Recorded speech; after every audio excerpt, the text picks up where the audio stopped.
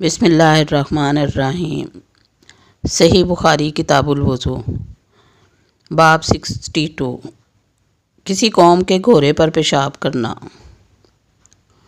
حدیث نمبر 226، حضرت ابو وائل سے روایت ہے رضی اللہ تعالیٰ عنہ، انہوں نے فرمایا کہ حضرت ابو موسیٰ اشعری رضی اللہ تعالیٰ عنہ پیشاب کے معاملے میں بہت تشدد سے کام لیتے تھے اور کہتے تھے کہ بنی اسرائیل میں اگر کسی کے کپڑے کو پیشاب لگ جاتا تو وہ متاثرہ کپڑے کو کاٹ دیتا تھا۔ حضرت حذیفہ رضی اللہ تعالیٰ عنہ نے فرمایا کہ کاش وہ ایسا تشدد نہ کرتے۔ رسول اللہ صلی اللہ علیہ وسلم کسی قوم کے گھوڑے پر تشریف لے گئے اور وہاں آپ صلی اللہ علیہ وسلم نے کھڑے ہو کر پیشاب کیا۔ باب نمبر 63، خون کا دھونا۔ حدیث نمبر 227، حضرت اسماء رضی اللہ تعالیٰ عنہ سے روایت ہے، انہوں نے فرمایا کہ ایک عورت نبی صلی اللہ علیہ وسلم کے پاس آئی اور عرض کیا کہ بتائیے، ہم میں سے اگر کسی عورت کو حیض آئے اور کپڑے کو لگ جائے تو وہ کیا کرے؟ آپ صلی اللہ علیہ وسلم نے فرمایا کہ اسے کھرچ ڈالے، پھر پانی ڈال کر رگڑے اور دھو ڈالے، پھر اس میں نماز پڑھ لے۔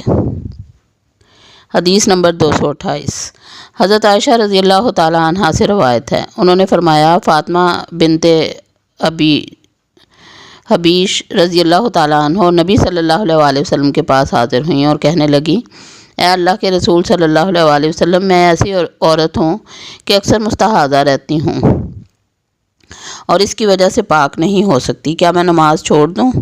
رسول اللہ صلی اللہ علیہ وسلم نے فرمایا، نہیں، نماز مت چھوڑو، یہ ایک رگ کا خون ہے، حیض نہیں۔ پھر جب تیرے حیض کا وقت آ جائے تو نماز چھوڑ دے اور جب وقت گزر جائے تو اپنے بدن اور کپڑوں سے خون دھو کر نماز ادا کر۔ حشام نے کہا کہ میرے والد عروہ بن زبیر نے کہا کہ آپ صلی اللہ علیہ وسلم نے فرمایا، پھر ہر نماز کے لیے وضو کر حتیٰ کہ وہی حیض کا وقت پھر آ جائے۔ باب نمبر 64، منی کا دھونا اور اسے کھرچ ڈالنا، نیز جو رطوبت عورت سے لگ جائے اس کا دھونا۔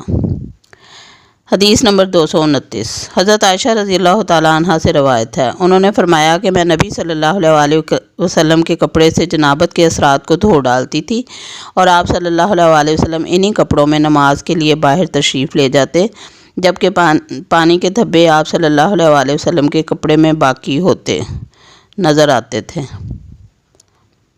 حدیث نمبر 230، حضرت سلیمان بن جسار سے روایت ہے، انہوں نے حضرت عائشہ رضی اللہ تعالیٰ عنہ سے سوال کیا کہ جس کپڑے کو منی لگ جائے تو اسے کیسے پاک کیا جائے؟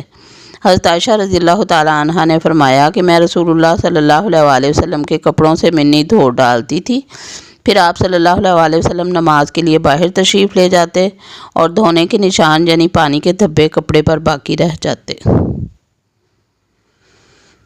وما علینا الا البلاغ۔